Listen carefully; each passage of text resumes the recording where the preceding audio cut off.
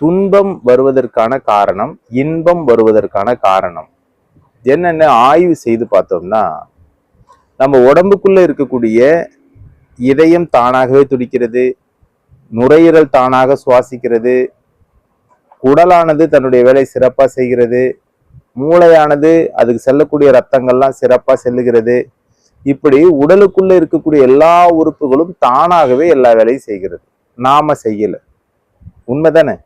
அப்ப தானாக எப்படி செய்யும்? உடம்புக்குள்ள இருக்கக்கூடிய உயிர் சக்தி செய்கிறது. உயிர் சக்தி செய்கிறது. அந்த உயிர் இல்லை என்றால் எந்த ஒரு பொருளும் நடக்காது, எந்த ஒரு செயலும் இருக்காது.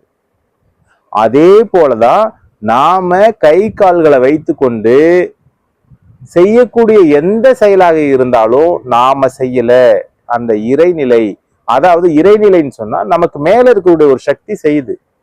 நமக்கு மேல இருக்கக்கூடிய சக்தி நம்மளை வழி நடத்துது. அந்த இறை சக்தி அப்படின்னு அதை சொல்றோம். அந்த பிரபஞ்ச சக்தி நமக்குள்ள உயிராக இருந்து, மனமாக இருந்து, இந்த உடலை மூலமாக, இந்த உடலின் மூலமாக பல அற்புதங்களை செய்கிறது. என்னைக்கு நாம நான் தான் செய்யறேன் அப்படிங்கிற ஒரு ஆணவத்தோடு, கர்வத்தோடு நம்ம ஒவ்வொரு செயலையும் செய்யும் பொழுது அதற்கான விளைவு துன்பமா வருது. நான் எதையுமே செய்யல, எதையுமே நான் செய்யல, கருணையோடு இறைவன் எனக்கு கொடுக்கிறான், நான் கருணையோட இதை நான் வெளிப்படுத்துறேன், ஒவ்வொரு செயலையும் நான் செய்கிறேன். மனிதர்கள் தோன்றி 60 லட்சம் வருடங்கள் ஆகிறது. எத்தனையோ தலைமுறைகளை, முன்னோர்களை இந்த பூமி பார்த்து விட்டது. எல்லாரும் எங்க போனாங்க? இப்ப வாழக்கூடிய மக்களும் எங்க போக போறாங்க? வாழும் காலத்துல தன்னை உணர்ந்து, தனக்குள்ளே உயிர் சக்தி நம்ம இயக்குகிறது, மகா சக்தி இந்த அகண்டாகாரமா இருக்கக்கூடிய இந்த வான்கோள்களையும் நட்சத்திரங்களையும் சிறப்பா இயக்குகிறது.